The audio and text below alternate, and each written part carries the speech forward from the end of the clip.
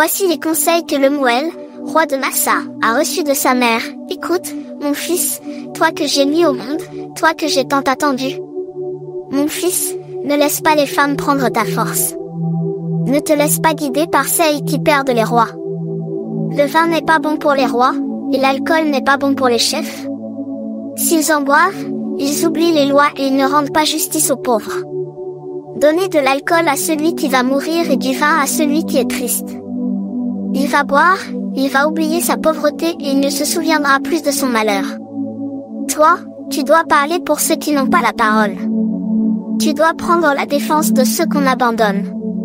Parle. Juge avec justice. Défends les malheureux et les pauvres. Une femme courageuse, qui la trouvera? Elle a plus de valeur que des bijoux. Son mari a totalement confiance en elle, elle ne gaspille pas sa richesse. Elle lui fait du bien tous les jours de sa vie et jamais du mal. Elle cherche avec soin de la laine et du lin et elle travaille activement de ses mains. Comme les bateaux de marchandises, elle fait venir sa nourriture de loin. Elle se lève quand il fait encore nuit. Elle prépare le repas de sa famille et elle donne leur travail à ses servantes. Elle réfléchit puis elle achète un champ. Elle fait une plantation avec l'argent qu'elle a gagné. Elle se met au travail avec courage, elle ne reste jamais sans rien faire. Elle voit que ses affaires vont bien, sa lampe reste allumée tard dans la nuit. Ses mains filent activement la laine, ses doigts tissent les vêtements. Elle aide les malheureux et elle donne aux pauvres. Elle n'a pas peur du froid pour sa famille, car à la maison, tous ont de bons vêtements. Elle a fait des couvertures, et ses habits sont en fin d'un beau rouge. Son mari est un notable qu'on respecte. Il participe aux réunions des anciens de la ville. Elle coud des vêtements pour les vendre, elle fait des ceintures et les vend aux commerçants qui passent.